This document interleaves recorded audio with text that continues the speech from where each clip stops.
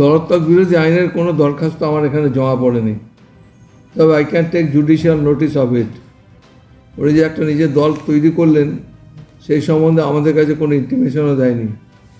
প্রয়োজন পড়লে ওনাকে দেখে আমি ব্যাখ্যা চাইতে পারবো যে ওনার অবস্থানটা কী।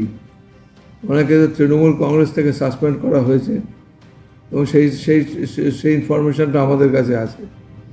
এবং এখন বর্তমান ওর অবস্থান হলো একজন নির্দল সদস্য হিসেবে। আর উনি আবার একটা দল যখন তৈরি করেছেন, ওর অবস্থানটা কী হবে সেটার ব্যাখ্যা আমার দরকার হলে আমাকে চাইতে হতে পারে।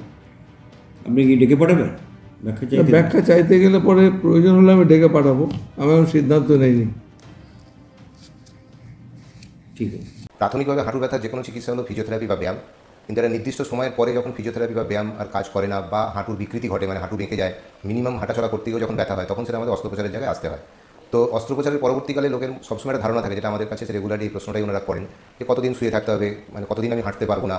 কিন্তু এই ধারণাটা সম্পূর্ণ রকমভাবে ভুল। এখনকার দিনে আধুনিক পদ্ধতিতে যেভাবে হাঁটু প্রতিস্থাপন করা হয়, যেটাকে আমরা নি রিপ্লেসমেন্ট বলি, তাতে অপারেশনের পরের দিনই পেশেন্ট ভালো করে উঠে বসতে পারে এবং হাঁটতেও পারে। বহু ডাক্তার দেখিয়েছিলাম, তাতে কোনো সুফল পাইনি। লাস্টে ডক্টর অমলানদের অনুত্তমা হসপিটালে যাই, সেখানে স্বাস্থ্যসাথীর মাধ্যমে অপারেশন করে আমি একদিনের মধ্যেই অনেকটা সুস্থ হয়েছি।